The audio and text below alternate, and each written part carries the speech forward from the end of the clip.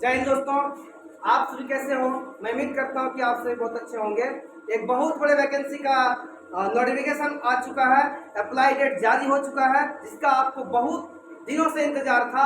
वो वैकेंसी कौन सा है? वो वैकेंसी है एसएससी में एसएससी एमटीएस का वैकेंसी, मल्टीटास्किंग स्टाफ। मैं आपको ऑफिशियल नोटिफिकेशन के माध्यम से इसके बारे में बताने जा रहा हूँ कि इस एमटीएस में कितने पोस्टों पर बहाली आया है, साथ ही साथ इसका एज लिमिट क्या है, एग्जाम अप्लाई डेट कब से कब तक है, सिलेबस क्या रहने वाला है, कितने पोस्ट हवलदार के लिए, कितने पोस्ट एमटीएस के लिए आए हैं, इन सभी का चर्चा मैं इस वीडियो के माध्यम से करने वाला हूं।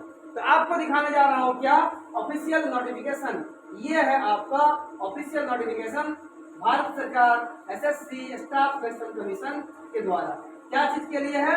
तो यहाँ पर है आपका multitasking staff, non technical staff, हवलदार और सीबीआईसी और सीबीएन भर्ती एग्जामिनेशन के लिए। ठीक है, इस सबसे पहले मैं बात कर लेता हूँ कि इसका डेट से एप्लीकेशन का कब से कब तक है।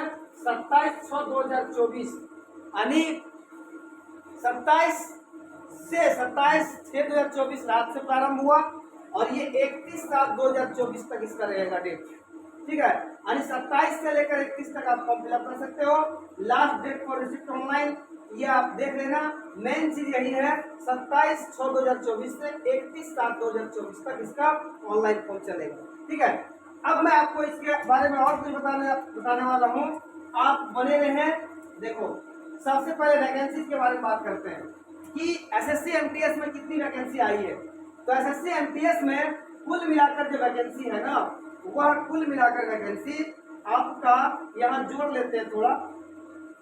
एमटीएस में देखो, इसमें दो प्रकार की वैकेंसी होती है, एक होता है एमटीएस मल्टीटास्किंग स्टाफ और दूसरा होता है हवलदार की वैकेंसी।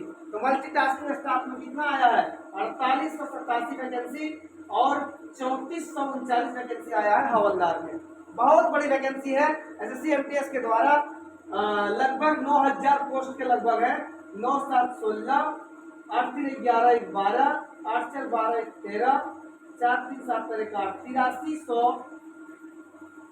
8326 पोस्ट ये टोटल मिलकर आया है।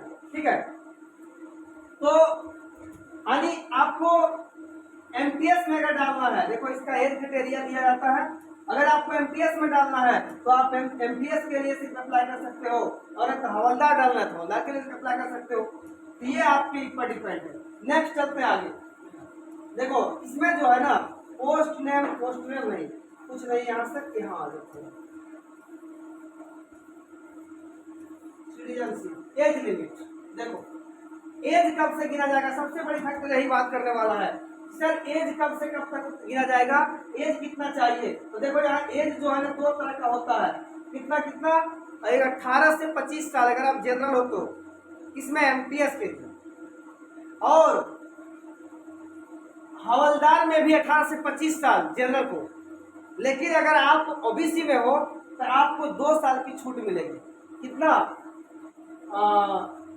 देखो 18 से 25 साल अगर आप जनरल में हो एमटीएस में, और 18 से 27 साल अगर आप हवलदार में हो जनरल में। यहाँ से आपको ओबीसी में 3 साल की छूट मिलेगी। अगर आप ओबीसी हो तो 25 से 28 यानी एमटीएस में 28 साल तक भर सकते हो, और हवलदार में 27 से 30 यानी 30 साल तक भर सकते हो। ठीक है, और वहीं एसटी एससी में आपको 5 साल की छूट मिलेगी। तो एज लिमिट, एज काउंट कब से गिना जाएगा? 1/8/2024 यानी 1 तारीख 8वां महीना 2024 से इसका एज काउंट किया जाएगा। और पीछे आपका जब तक होता है 1999 तक शायद होता है। ठीक है, इस तरह से आप एज क्राइटेरिया को देख सकते हो।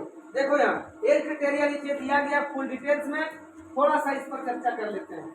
18 से 25 candidate form 2/8/1999 not later than 1/8/2016 पर एमटीएस। बताए ना, एमटीएस के लिए 18 से 25 साल कब से 2/8/1999 में जन्म होना चाहिए, और 1/8/2006 जो होता है ना, 1/8/2006, 2/8/2000 मतलब 1999 से 1/8/2006 तक जो है ना, इसका 18 से 25 साल के मिनिमम होना चाहिए। ठीक है, 18 से 27 ईयर कुछ कैंडिडेट्स जो अगर 18 से 27 हवलदार वैकेंसी में जो 1827 एज दिया जाता है उसमें कितना 2/897 तक आपका जन्म होना चाहिए।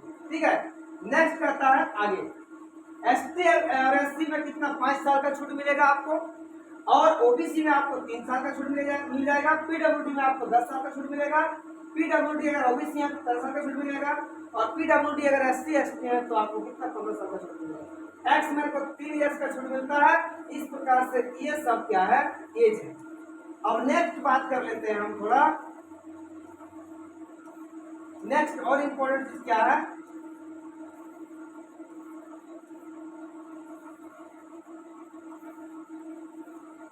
देखो अब तो इधर कुछ नहीं हो ऐसा कुछ, लेकिन मैं थोड़ा सा बात बता देना चाहता हूँ। अगर आप एमटीएस में भरोगे तो एमटीएस में आपका क्लर्क पोस्ट पर जाएगा।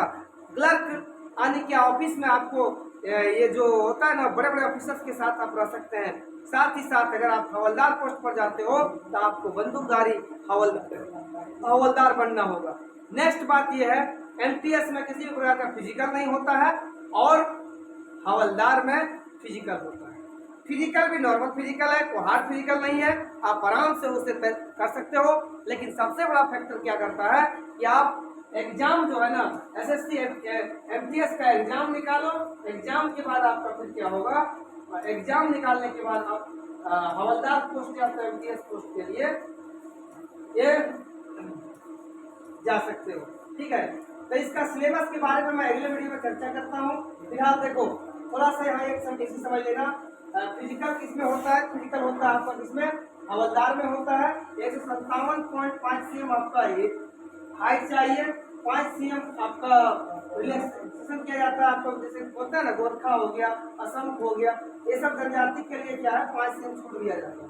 चेस्ट 81 होना चाहिए कुल्ली खुलने के बाद, और fully with expanded with minimum 5, मतलब 81 होना चाहिए और 5 फूलना चाहिए, 86 होगा।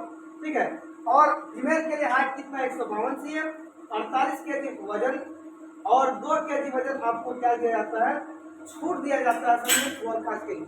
ठीक है, तो इसमें जो है ना एग्जाम भी आपका कंडक्ट किया जाएगा। एग्जाम कैसे कंडक्ट किया जाएगा, एग्जाम के बारे में भी दिया होगा इसमें। छोड़ो, एग्जाम के बारे में मैं आपको अगले वीडियो में प्रोवाइड कराऊंगा कि किस प्रकार से इसका एग्जाम होता है, साथ ही साथ इसका सिलेबस क्या रहता है। मैं इसकी संपूर्ण जानकारी आपको एक क्या चीज़ के लिए, सिलेबस का जानकारी दूंगा। ये मेन चीज़ क्या था, आपका फॉर्म 27/6/2024 शाम से भराना प्रारंभ हुआ है। आप अभी भरें, लेट करोगे फिर आपका सर्वर बैठेगा, इसलिए आप अभी से ही भर दें फॉर्म को, ताकि आगे आपको दिक्कत न हो। धन्यवाद, मिलते हैं फिर अगले वीडियो में।